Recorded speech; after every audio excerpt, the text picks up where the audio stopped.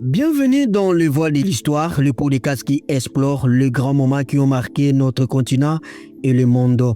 Nous sommes sur Nekof Radio, je suis Yves Mapinzi. Et moi, c'est Belleville.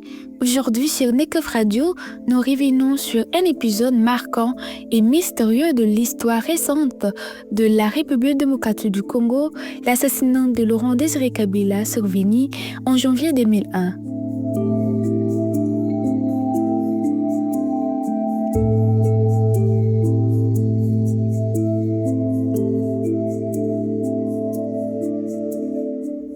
Avant de comprendre les circonstances de sa mort, intéressons-nous d'abord à l'homme Laurent-Désiré Kabila est né en 1939, révolutionnaire marxiste.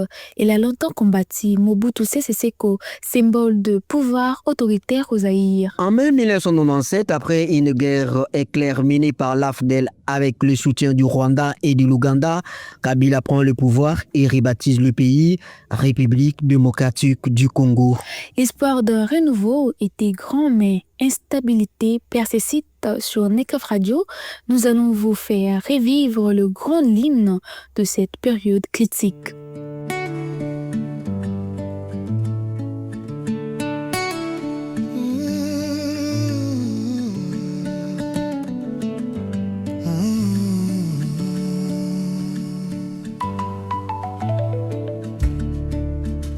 Ndila Yamboka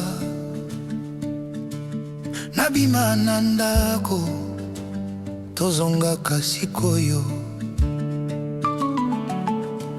J'ai marché longtemps, le cœur un peu lourd, sous le soleil, entre les jours, les voix des anciens dans le vent me rappelaient d'où je viens doucement.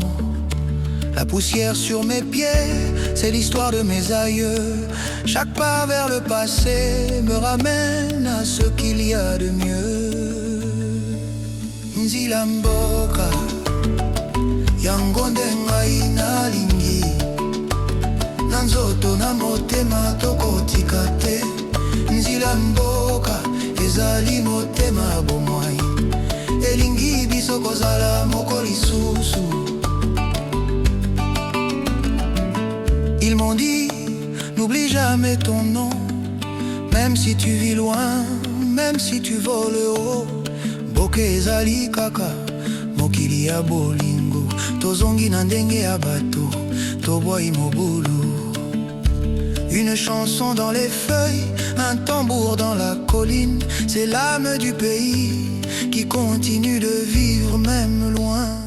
Dès son arrivée au pouvoir, Kabila fait face à de nombreux défis, guerre interne, rivalité régionale, tensions ethniques et perte progressive des soutiens de ses anciens alliés. En 1998, une nouvelle guerre éclate. La RDC devient le épicentre de ce que certaines appellent la Première Guerre mondiale en Afrique.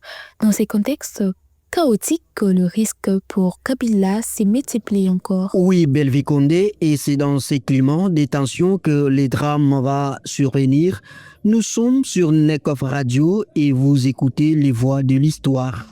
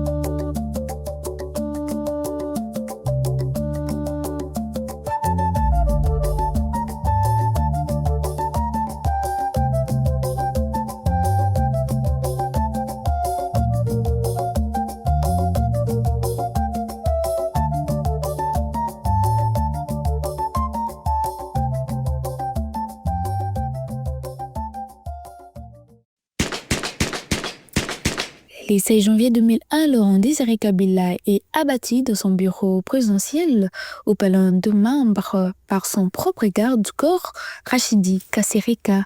Le mobile reste flou, le commentaire jamais clairement identifié. Certains parlent d'un complot interne, d'autres évoquent une manipulation extérieure.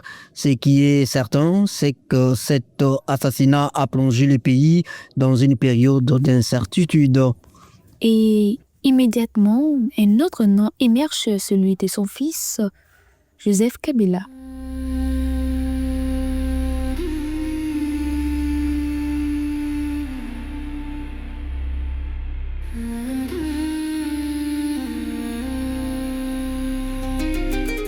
Joseph Kabila est nommé président par intérim à seulement 29 ans.